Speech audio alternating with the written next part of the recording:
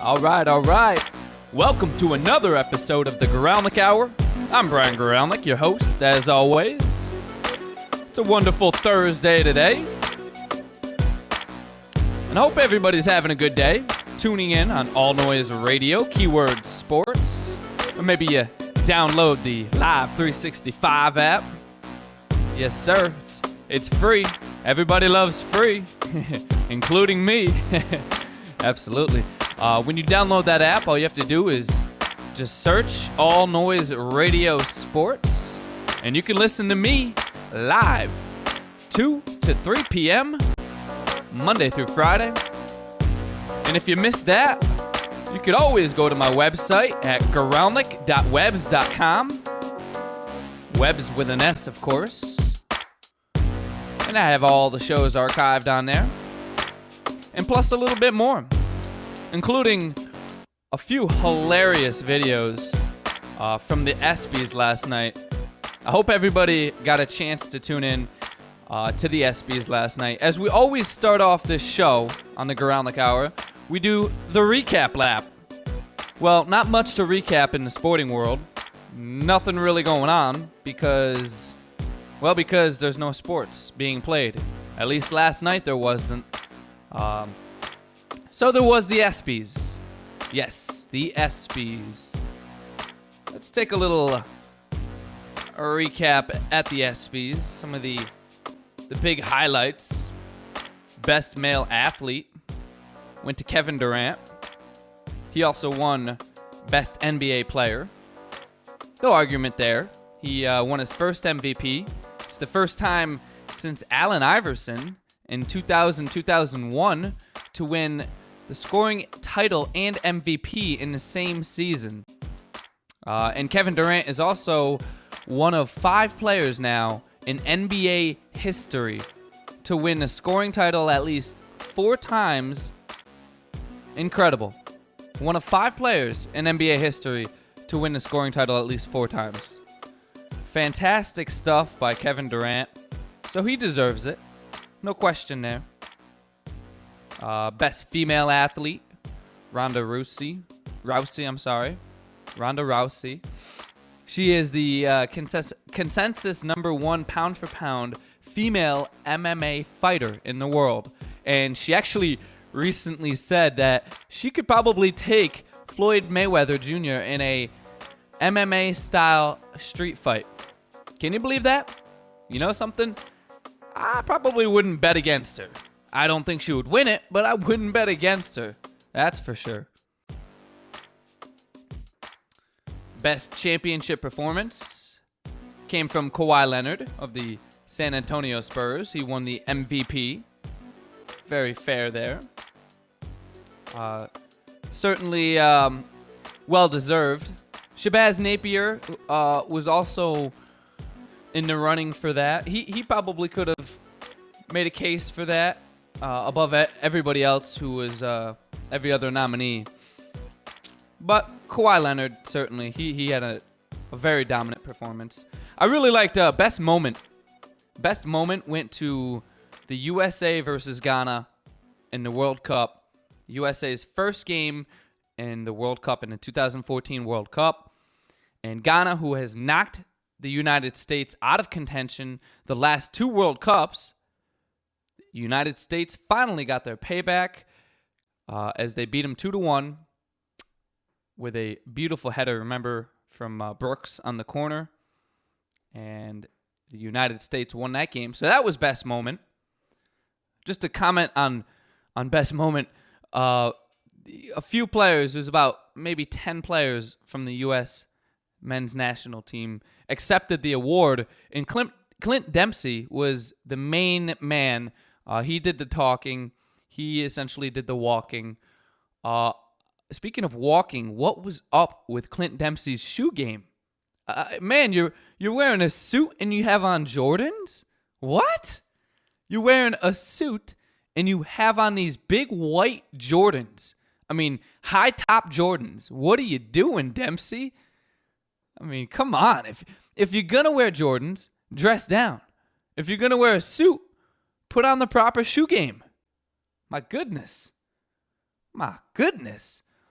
Best play, we all remember Chris Davis from Auburn with that 109-yard missed field goal return in the Iron Bowl against Alabama, as Auburn won that game 34-28. So Chris Davis won best play as he thanked the rest of his team, rightly so. And that game also made a little bit of noise. That was best game as well. The Iron Bowl was best game. So Alabama won an award there, but I don't know if they're necessarily happy about it. They were on the losing end of that game. Kind of brings up bad memories. Speaking of bad memories, Duke was a part of an award, but they did not win it. It was Mercer actually winning it. Best upset, as number 15 Mercer beat number 2 Duke this past season in the NCAA men's basketball tournament. I remember that vividly because that really, really tanked my bracket. Thank you, Jabari Parker, for that. Thank you very much. I really appreciate it.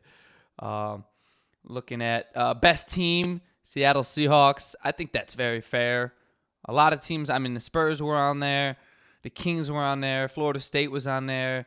UConn women were on there. I just don't think there's enough pull for UConn women to win that. And the Seahawks, they were extremely dominant.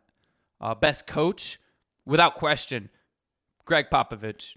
Hands down, Greg Popovich needs to win this award. He had a great year. Best comeback athlete. Now I had a little question with this one. Russell Westbrook from the Oklahoma City Thunder. Yeah, he came back. He was very good. But you know what?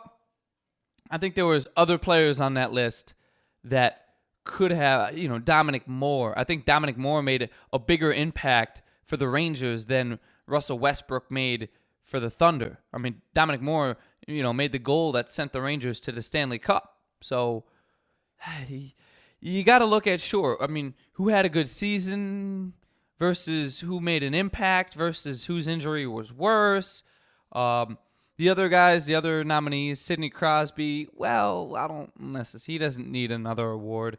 Josh Beckett, I thought that one, I thought he could have won it. I would have liked to see him win it as well. A couple of years ago, he couldn't even feel his fingers. He had no feeling in his fingertips. So, for a pitcher to not have any feeling in his fingertips, to come back and pitch the way he has, pitched a no-hitter this year, it's a great story, but it went to Russell Westbrook.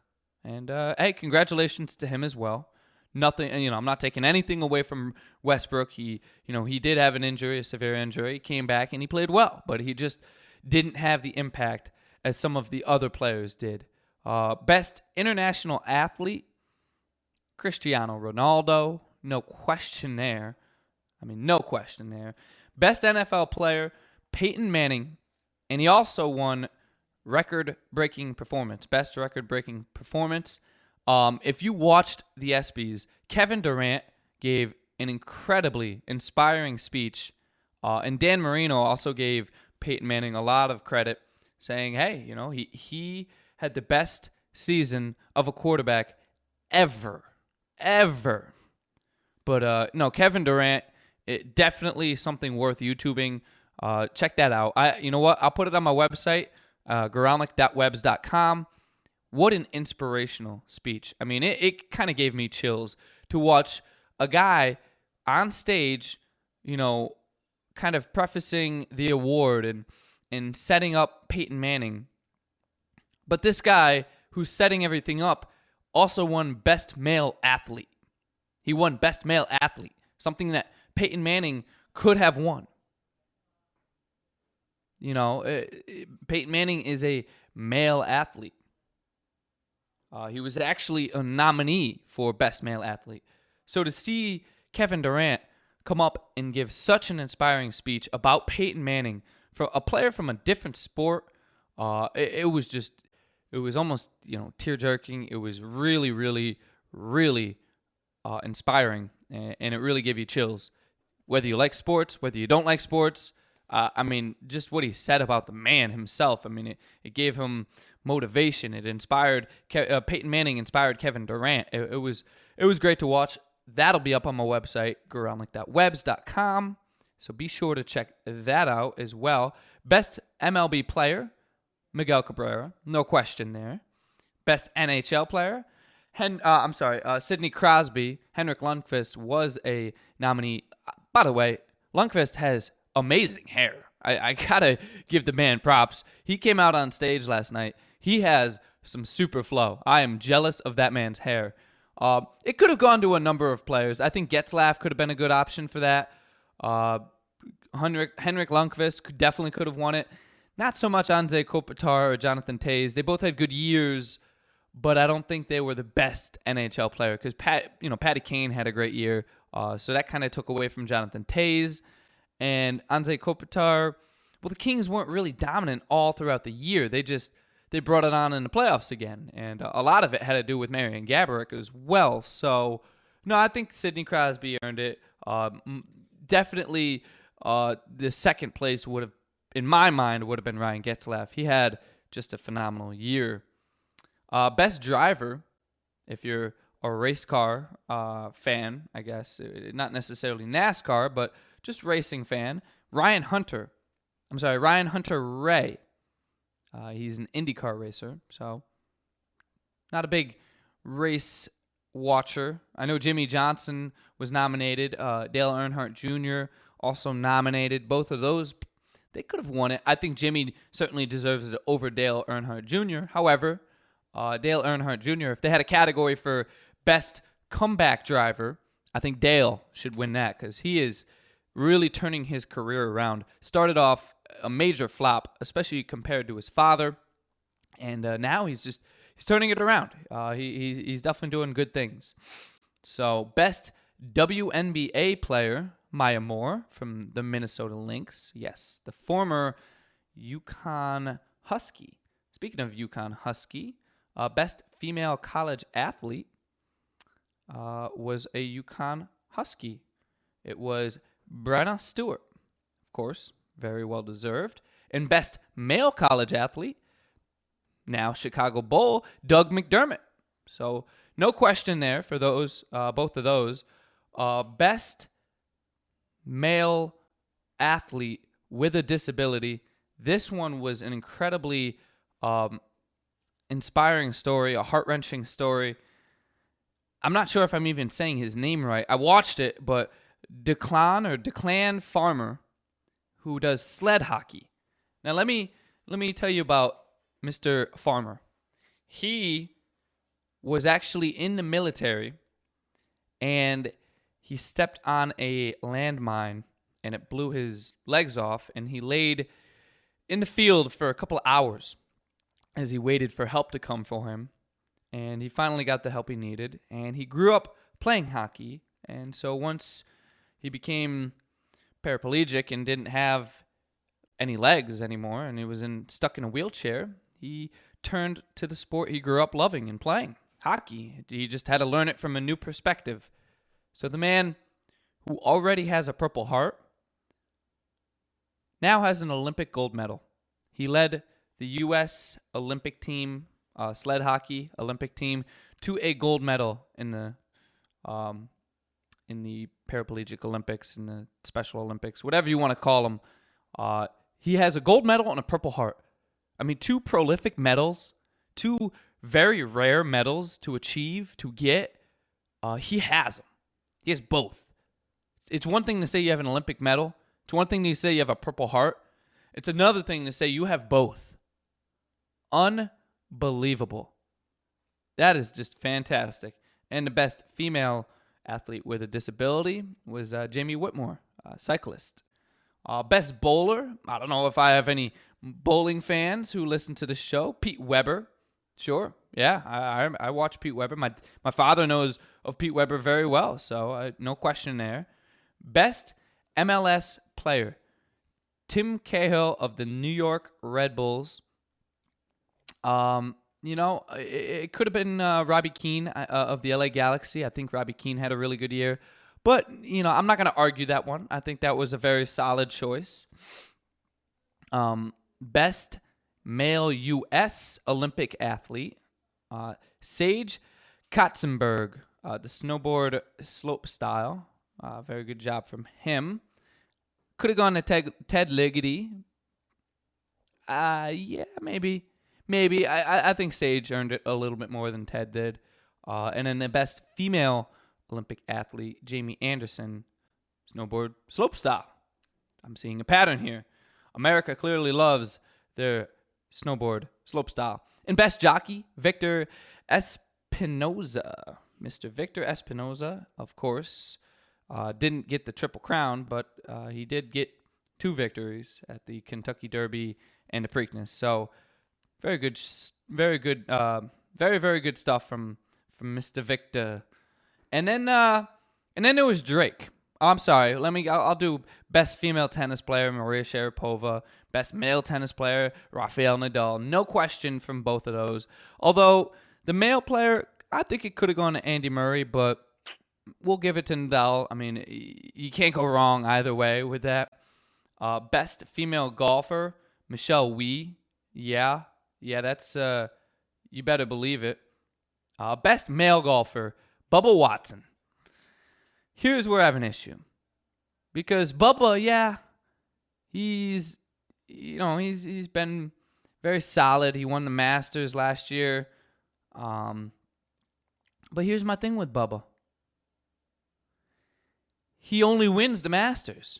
He's only good in the Masters. He has a few other tournaments here and there, including a Travelers Championship, which if you're local to me, because obviously I broadcast out of the CSB Connecticut School of Broadcasting Studios in Farmington, Connecticut. Our only professional event in Connecticut is the Travelers Championship, and Bubba Watson has won it, yes. But Mr. Adam Scott, I think, deserved best male golfer. He's just playing the best golf of his life, and he's number 1 in the world right now. You kind of have to follow world rankings when you're talking about this. The world rankings matter. Adam Scott's number 1. How would that not mean he's the best? But they gave it to Bubba. I do like Bubba. I think he is, deserving of it. Just, I think there are other options that, could have been a better selection. That's all. And best fighter, Floyd Mayweather. Yeah. No question there either. And that pretty much rounded it out. There may be a few that I missed, but I want to get to what was really, really funny. Oh, I'm sorry. This was really important too. The Arthur Ashe Courage Award went to Michael Sam, NFL's first openly gay player, and he had quite an inspiring speech as well. He had a very heart-touching speech, and it took him a minute to get there. There was quite a ovation for him, and a well-deserved one at that. Now, Mr. Drake Bell, Aubrey Graham Bell, Drake from Young Money, the rapper, he hosted the ESPYs. Now, he's done some skits here and there. He's done some stuff. So, well qualified. That's not what's in question. The man is qualified to host the ESPYs. And I thought he did a very good job. Personally, I'm a big Drake fan. I think he's funny. I think he's intelligent. I think he's witty. I love his expressions and his reactions. He's very good at what he does. I'm also a big fan of Blake Griffin. I like Blake Griffin. I like his commercials. I think he's a funny guy. Drake and Blake did a skit for the ESPYs. Now, Drake did a pretty good job hosting the ESPYs. I think he came out a little shaky. I didn't like how he clapped, how he started the clapping. He'd be like, all right, let's give a round of applause for the Seattle Seahawks, the Super Bowl winning team. And you would hear him clap, and you would see him clap. I think the host shouldn't clap. I think the host should lead, but not clap. I think it's up to the audience to clap. But you know what? He did it in his own style, and I thought it was good. They did a lot of music bits with him, which were very funny. A lot of jokes. He made some good jokes. Some I think missed. Some helped that they showed whoever they were joking on camera. I really liked the Lance cam where they made fun of Lance Stevenson, who at first was not digging the joke. He was not digging it at all. He was, in fact, probably annoyed and embarrassed. But they made a kind of a pun, a parody on Lance Stevenson blowing in LeBron James's ear. So they put up a little heart, decoration around the camera screen. Drake got on his knee and blew in Lance's ear. And then he's like, but I'm not done. I wanna do more. So he goes over to Paul George and he's like, you know what? I respect you so much that I need somebody else. So they double Lance cam him, and he had Lance come on Paul George's left ear. Drake was on his right ear, and they both blew in at the same time. They double-teamed Paul George, essentially, is what the joke was. Very funny. I liked the Lordy, Michael Jordy. I cracked up at that. But I think the funniest part from the night, by far, was this skit between Drake and Blake Griffin. I'm just going to play you a clip of it. The full video will be up on my web at goralnik.webs.com. But take a listen as Drake versus Blake. The internet has killed you for doing too much flapping. How do you respond to your critics? I would like to say, as Blake Griffin, that I love flopping. There's so much demanded of me that, a lot of the time it's just better for me to fall down and take a little rest. Hey, what's up, everybody? I'm Drake, and this message goes out to all of my fans. You. I really don't have much integrity. They try to get me to do the NBA Cares commercials, and I always kindly decline. You decline the NBA Cares commercials? I'm not really. I'm just not into children. All right. Let me lay it down. This is the new sound of Drake right here. Ski-bop, shadoo-bop, bop, bop, bop, bop. And we're having a little bit of technical difficulty here. For some reason, the video is not properly loading here. Not sure why. But, here we go. Hang on. I am Drake, and I like you, girl. I think a lot of people are extremely confused about my face. I kind of look like a black guy that jumped into a pit of Cheetos and just laid there for like 10 days and then popped up. Oh, my goodness. I don't know why this is not working properly. I'll have to stop it there. To check out the full video, go to my website, goralnik.webs.com. Very, very funny stuff. The whole premise of the video is that Drake and Blake, it's literally a skit, but Drake and Blake, they're sitting in an office, I guess you can call it, a boardroom, and they're all around a table.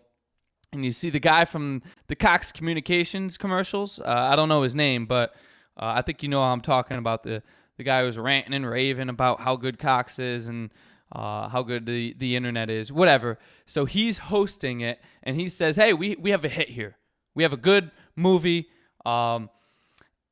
We just got to come up with a title. And then, of course, the battle begins with Drake saying, well, let's keep it simple. I like Drake and Blake. And then Blake Griffin's, yeah, but I'm really digging Blake and Drake. And so then the battle goes back and forth, and it turns into they each pretty much play pranks on each other or try to take each other down, ruin each other's career until one of them will give into the title.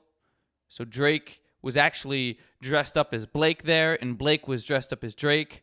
That's why Blake Griffin as Drake was making poor music, and Drake as Blake Griffin was saying that he doesn't do anything for the NBA Cares. Very, very funny stuff. And like I said, that will be on my website, goralnik.webs.com. We got to take a quick break, but when we come back, what happened on July 17th in sporting history, you'll find out. Keep it right here. It is the Goralnik Hour. We'll be back 2 minutes. All Noise Radio. Powered by the Connecticut School of Broadcasting. All Noise Radio is an internet radio station that's fully produced by graduates of the Connecticut School of Broadcasting. From modern rock to old school hip hop, country to classical, news, talk, sports, and more. It's the noise you can't ignore. Log on to allnoiseradio.com. Fire up the station. Find out more about your favorite jocks. Get the latest CSB news and more. Plus, you can take All Noise Radio with you on the go for free. Just download the Live 365 app to your iPhone, iPod Touch, or BlackBerry and search All Noise Radio. Check out tomorrow's broadcasters today at allnoiseradio.com. Powered by the Connecticut School of Broadcasting. It's been 48 years Connecticut School of Broadcasting has helped place thousands of people, just like you, in exciting careers in radio, television, and the new media. At Connecticut School of Broadcasting, our hands-on approach is different.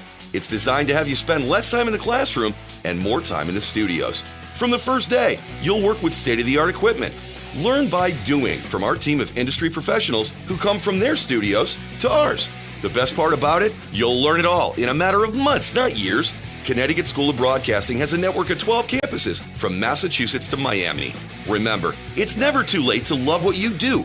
So do what I did. Call 1-800-TV-RADIO. Step into the fast-paced world of the broadcast media. Day and evening classes begin soon. Connecticut School of Broadcasting. Get trained and get connected now. Call 1-800-TV-RADIO or log on to gocsb.com.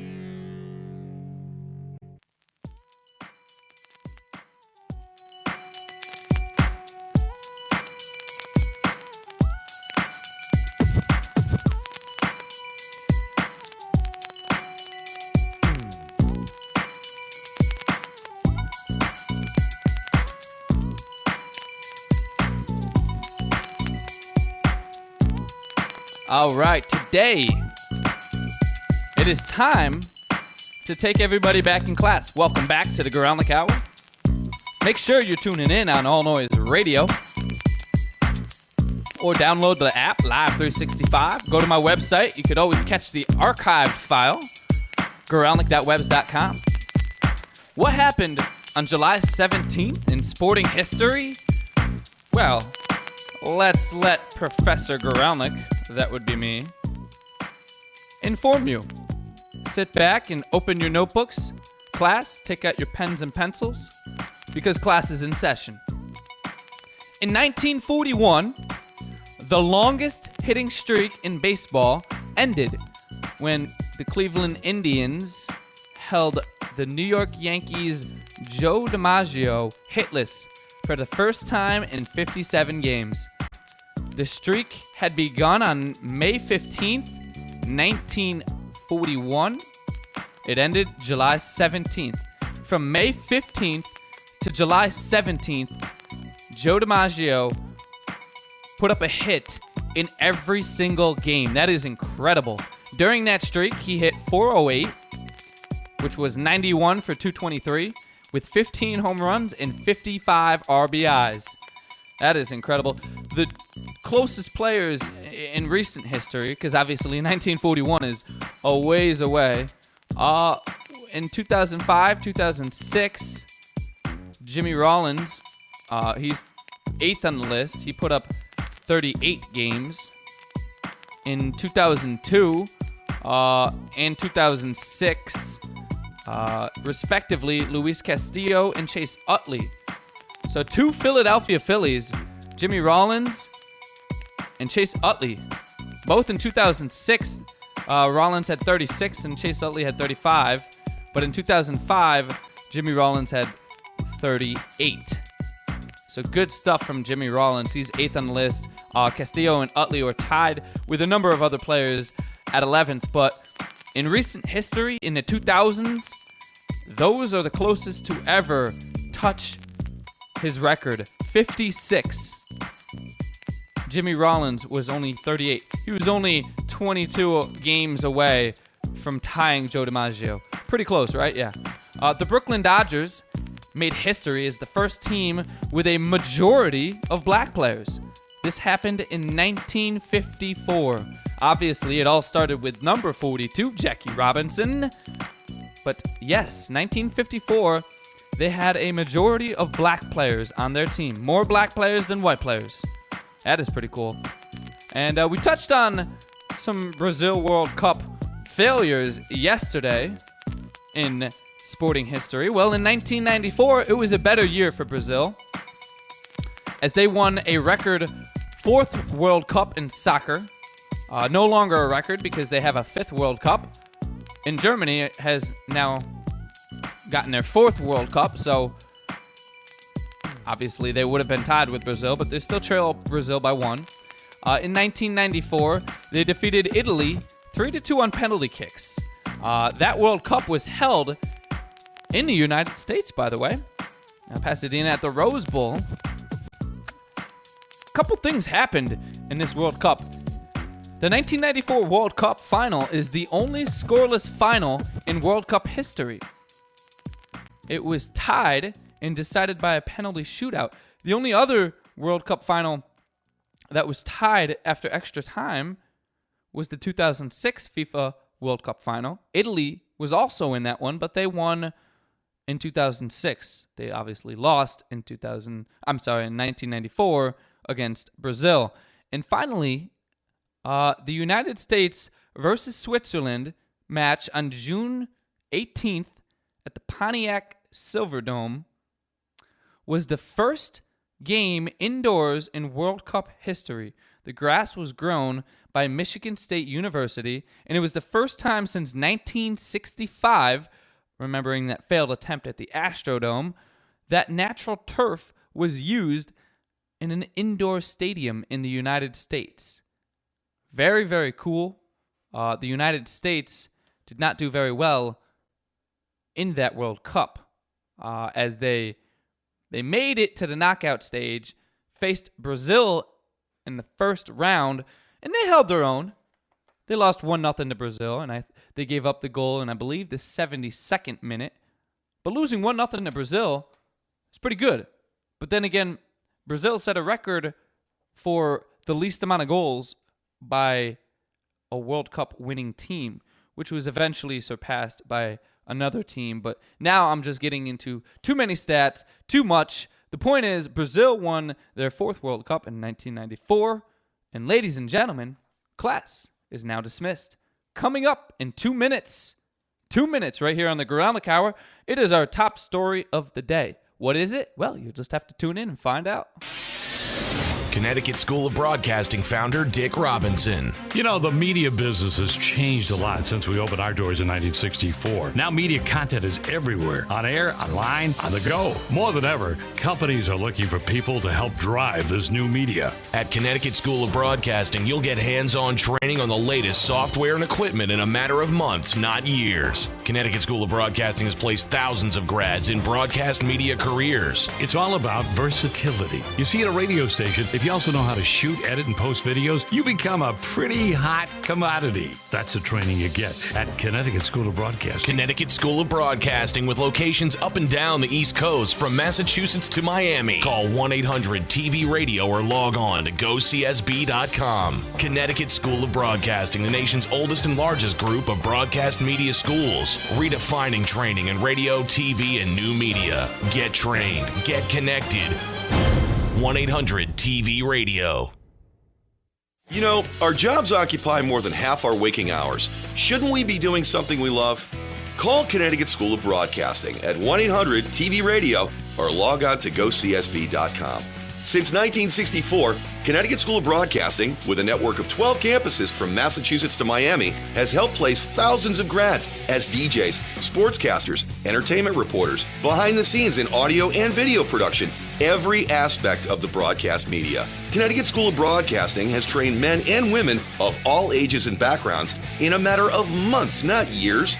Learn by doing from area radio and TV pros. Call 1-800-TV-RADIO or log on to GoCSB.com. Remember, it's never too late to love what you do. Day and evening classes begin soon. Get trained. Get connected now.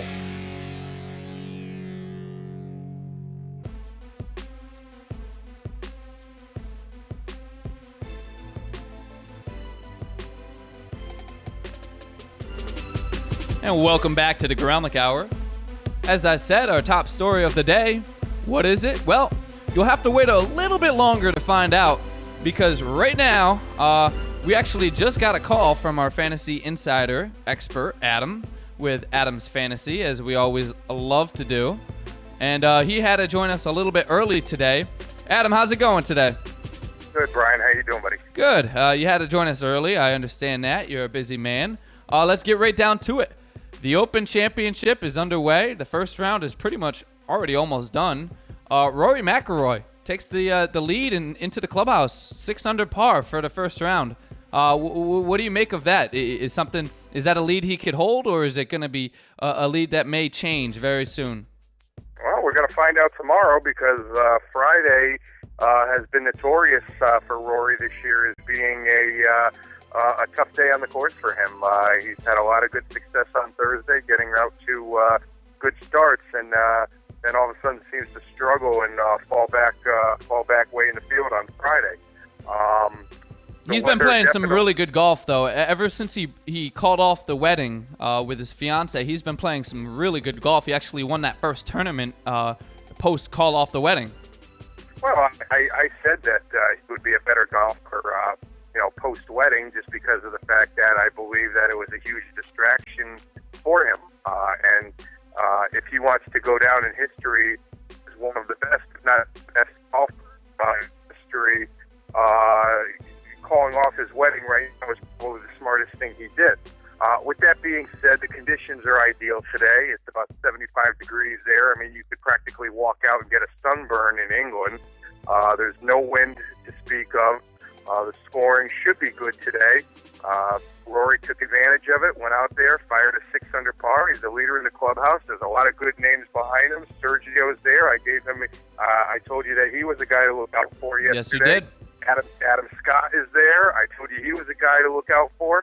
And very surprisingly, Tiger Woods, after getting off to a rough start, yeah, he did. The first two holes, ends up shooting a 3 under par, 69, and he's right there as well. So, yeah, what a back nine for Tiger Woods. Is like you said, he had a rough start. He started off, he was +2, and then he was able to work his score down, and he went into the clubhouse shooting a 69. He's 3 under par. Yeah, and I think Tiger's got to be very happy with that. Obviously, it's a much better performance than a few weeks ago at Congressional. His swing looked a lot better than it did a few weeks ago. Obviously, he's right there. I didn't think that he would be right there, but you give him credit. He's Tiger Woods. He's the best. He's the best on earth when he wants to be, and he was pretty good today.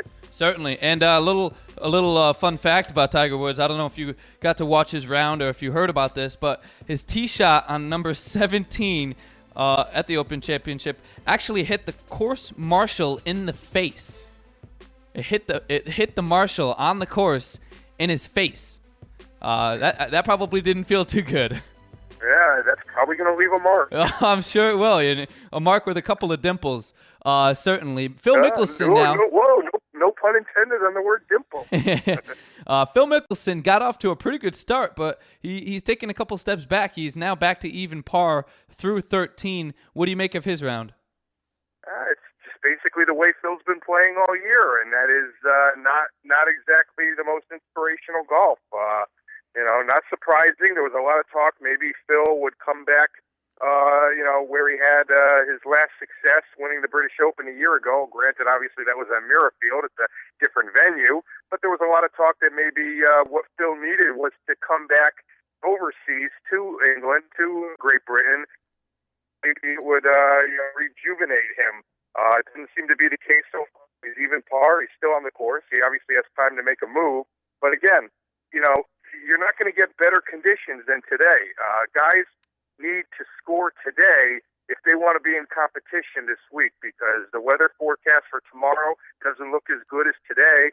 And right now, Saturday looks like they could have torrential rain pouring in, and scores could be a lot tougher to come by come this weekend. So this is the day that if you want to be in contention in this tournament, you got to make it happen. And right now, Phil's not doing it, but he hasn't really been able to do it all year, so it's not that surprising to me. Yeah, no question. And it's a bit surprising that the first day of the tournament is really the day you got to make your move. But like you said, the weather is a huge factor, and especially at this course and in this tournament. And yeah, they got to shoot low. Now, the score in the clubhouse right now is 6 under par. Adam, what do you foresee being maybe the winning score, or what does somebody need to shoot to have at least a chance to win this? Well, I mean, I think it's still a little too close, still too early to tell that, Brian. Obviously, weather is going to play a huge factor, and the worse the weather gets, the scores are going to be higher. But anybody who right now is at 6 under par, I think if the weather forecast does turn out to be what they're saying it's going to be, where it gets worse, if they could find a way to go even par, maybe a couple under over the last few days, it would shock me if 8-9 under par doesn't win this tournament. That's a solid bet in my book as well. And then last question, because I know you're in a bit of a hurry to get out of here. Adam, so far, who has been the most surprising player of the Open Championship? Who shocked you with their first round performance? Well, I mean, you know, there's a lot of good golfers up there. But I'm going to go with Tiger Woods again. I just did not see this coming. He showed no signs of it, especially a few weeks ago at Congressional. So I'm going to go with Tiger Woods. If Tiger Woods is near the top of the leaderboard, it's going to put a lot of fear into players. That fear factor is still there. He's Tiger Woods. You'll never lose it. And he's at a course where he's very comfortable at. He won here 8 years ago. So I'm going to go with Tiger Woods. I'm very shocked. To be honest with you, I'm actually very shocked where he is. If I had to take a guess as to what he would have shot today, yesterday when you asked, I would have said probably somewhere between 1 over and 1 under. So yeah, to be at 3 under is very surprising. And he started off on that line. Tiger is tied for 8th going into the second round so far. And even more surprised given after 2 holes. I mean, if you had called me after his second hole when he was 2 over and you told me that Tiger Woods was going to finish today 3 under, I would have laughed at you. Oh, I was thinking the same thing. I was like, oh, here we go. Tiger doesn't really have it again, and all the hype is for nothing, but maybe all the hype is for something. And you make a point about the fear factor with Tiger. You know, I almost think that his fear factor is actually at an all-time high, because when he was playing, when he wasn't doing as well as he was, the past few years, I think golfers were getting more comfortable playing and watching him lose, whereas now he had this major back surgery,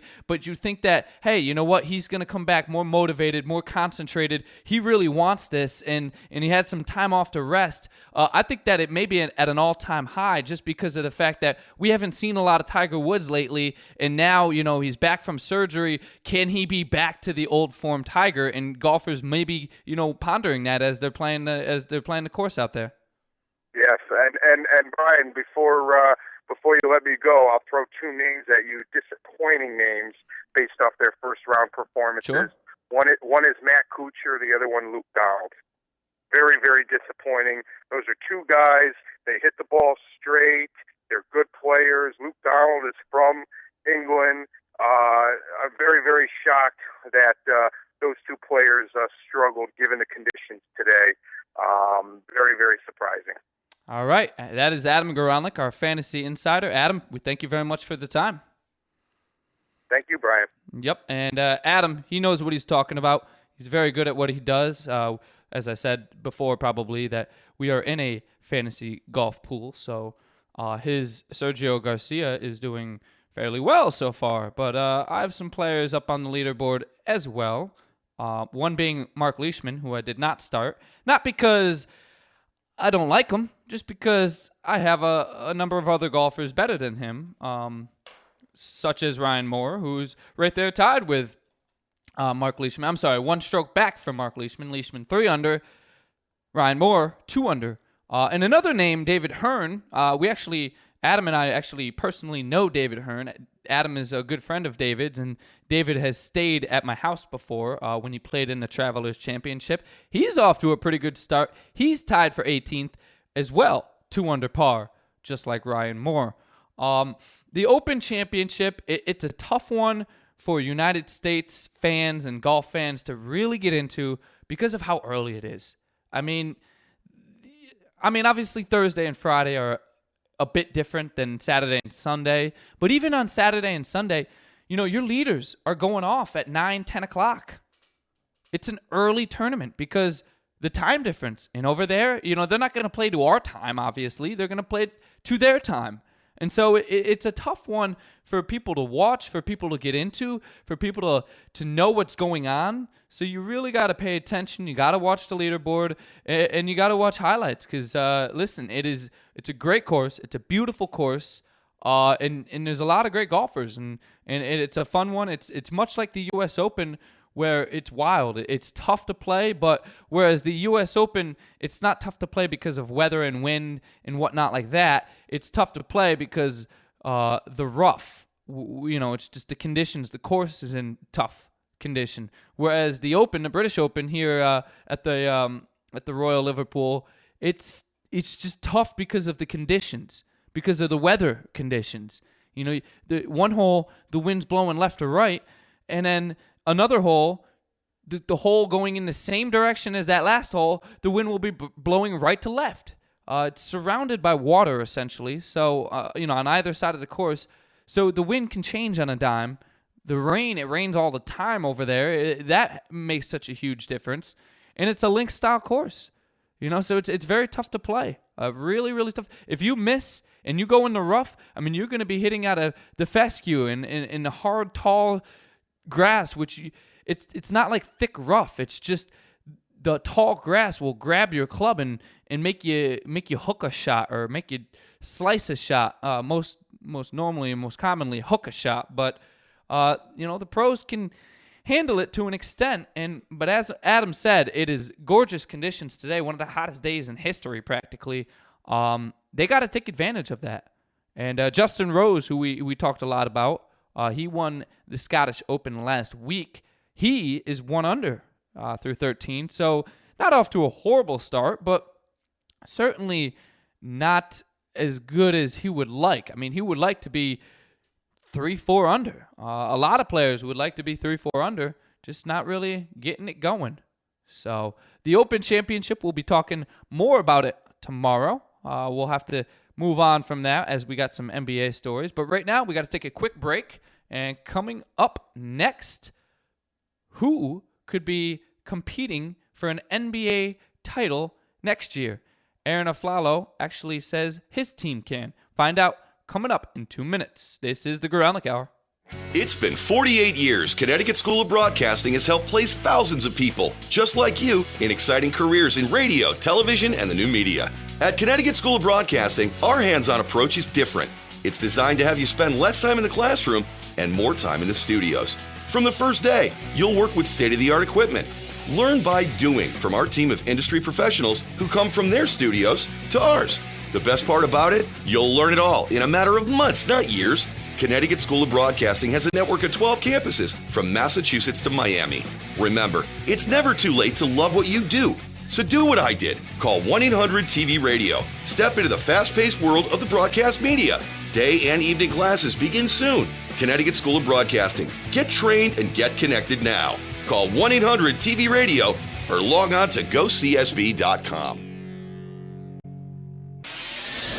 Connecticut School of Broadcasting founder Dick Robinson. The media business has changed a lot since we opened our doors in 1964. Now media content is everywhere, on air, online, on the go. More than ever, companies are looking for people to help drive this new media. At Connecticut School of Broadcasting, you'll get hands-on training on the latest software and equipment in a matter of months, not years. Connecticut School of Broadcasting has placed thousands of grads in broadcast media careers. It's all about versatility. You see, at a radio station, if you also know how to shoot, edit, and post videos, you become a pretty hot commodity. That's the training you get at Connecticut School of Broadcasting. Connecticut School of Broadcasting with locations up and down the East Coast from Massachusetts to Miami. Call 1-800-TV-RADIO or log on to GoCSB.com. Connecticut School of Broadcasting, the nation's oldest and largest group of broadcast media schools, redefining training in radio, TV, and new media. Get trained. Get connected.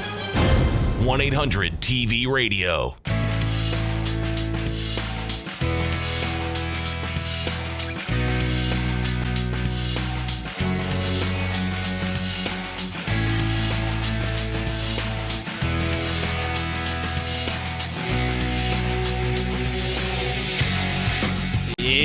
is the hard-hitting episode of the Goralnik Hour. I bet you didn't even know you were listening to the Goralnik Hour. Typically, I like to come in with a little bit of that bebop, bop, be-day, ba-dop, dop. You know, that hip-hop, or the bebop, as my grandma would say. Although she's 94 and a bit clueless, so who knows, you know? I like to switch it up. I like to put a little heavy metal or rock or whatever you want to call this in it. I got all sorts of fans, so I got to appeal to them all, right? As I said after the break, as I said before the break, one player from one team thinks that this team could win it all. His name is Aaron Aflalo. Mr. Aaron Aflalo, who was a longtime Denver Nugget, who was traded to Orlando, is now back on Denver, and he thinks that Denver can win it all. The Denver Nuggets. He thinks that the Denver Nuggets can win it all. The Denver Nuggets, yeah? The 28-year-old Aaron Aflalo is coming off of a season with Orlando, which he averaged a career high in points, 18.2, rebounds, 3.6, and assists, 3.4. Why they put the points and rebounds and assists, can't get a half of assist, but whatever. He also made 128 three-pointers. But the Magic didn't win many games. They went 23-59. So while he played pretty well, what is his reasoning for thinking that his team can win a championship?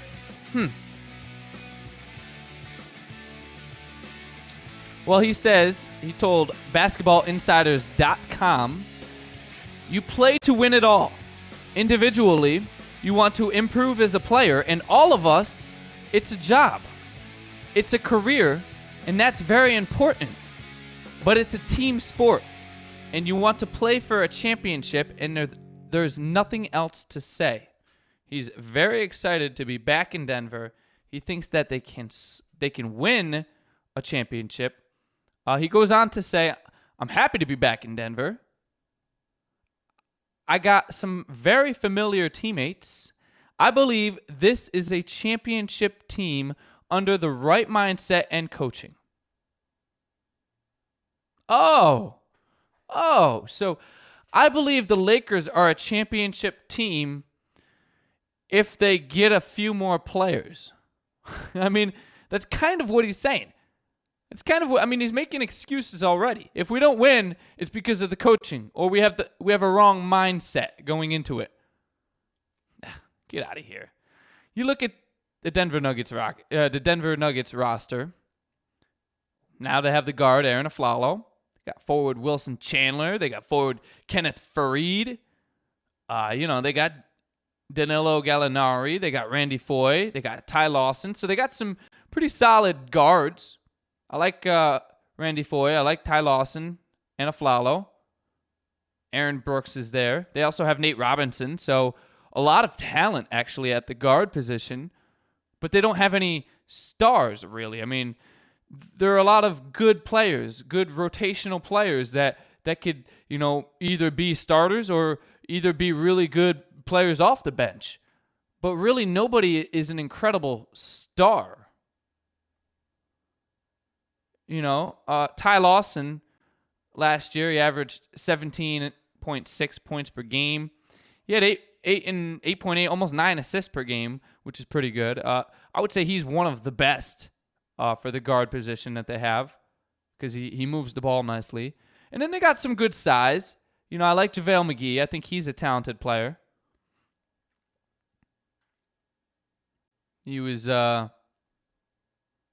He's a very talented player. I like Wilson Chandler as well. And I also like Kenneth Faried. I think they have a pretty good team. I think they have some young talent. But my issue is that I don't think anybody on that team is a superstar, And I don't think anybody on that team can lead that team to a championship. Even if they have the right mindset, even if they have the right coach. I don't think anybody on this team is capable of leading it to an NBA championship. I think that is absolutely absurd. So Aflalo thinks that the Nuggets can win it all. Huh. Alrighty. Talking more NBA, Josh Smith, a.k.a. Jay Smooth, is talking to the Pistons and to the Kings as he revisits. Also, the Wolves owner comes out and he's got to reiterate how much he wants to keep Kevin Love. I don't think he has to reiterate that, sir. With all due respect, I'm sure you're a great guy, but I think everybody knows that you want to keep Kevin Love. Anybody in the NBA, if they had Kevin Love, they would want to keep him too. It's common sense. I mean, it really is common sense. Why wouldn't you want to keep one of the best players in the league? Yeah, there's no reason why they wouldn't. But obviously, you got to do what's best for your franchise, and you also got to do what's best for Kevin Love. If he doesn't want to play for Minnesota, why would you keep him? Why would you have him? Make a trade. Get a young talent who wants to be there. Maybe you can get Andrew Wiggins. Who knows? That's always on the table, I guess, if Cleveland offers it. Also in the league, the Los Angeles Lakers, who I just mentioned a little while ago, that they could be a championship team if they have the right players. Well, this is not a step in the right direction. It's a step, but it's not a step in the right. It's not a leap in the right direction, I should say. It's just a step. They sign free agent Ed Davis. It's a 2-year deal worth $2 million. And Davis is 6 feet 10 inches. 6 feet 10 inches tall. 250 pounds. He has an option on the second year. So that's kind of to fill Pau Gasol's spot. Chris Kaman is also gone, so that will help there as well. He's got to figure he'll play a pretty significant role for the Lakers. Davis was in Memphis last season. He averaged almost 6 points per game, 4 rebounds, and 15 minutes per game, a little over 15 minutes per game. His career averages are more towards 7 points per game and 6 rebounds. So went a little downhill in Memphis. He had his better years in Toronto. But listen, he's a Laker now, and he'll be a solid bench player. He's only 25 years old. He's playing with some good talent around him. Jordan Hill, I really like Jordan Hill, Julius Randle, and Robert Sacre. So a lot of players, a lot of young talent on the Lakers front court. Again, I like a lot of those players. I like Jordan Hill. I like Julius Randle. I like Nick Young. I like Kobe Bryant. But does that mean that the Lakers will, with the right coach and the right mindset, will win a championship? No! Absolutely not. No chance. No chance in France. No chance in Los Angeles. No chance in any country, for that matter. I think a team from Ghana could probably beat these guys. I think a team from Russia could probably beat these guys. Now that's clearly an exaggeration or a hyperbole. If you want to learn a new rule or a new word, hyperbole. It is an extreme exaggeration. So look at that. The Goralnik Hour teaches you words, teaches you sports. It gets you all up to date on the entertainment. And you know what? You could go to goralnik.webs.com for all of that and more. So absolutely pay attention to that website, because it certainly will help make your day better, as I try to do every day on this show. And speaking about this show, we are unfortunately running out of time. It always comes up so abruptly. I feel like I look at the clock and we're doing well on time, and it's like, all right, we're good. Oh no, we are out of time. And that's how it seems to go every day with me. But that's the time it is right now. I only have an hour, and that's what I got to keep it to. Thank you for tuning in. Happy Thursday. I hope you enjoy the rest of your day. I'll be back with you tomorrow. This is the Goralnik Hour. Thank you for listening.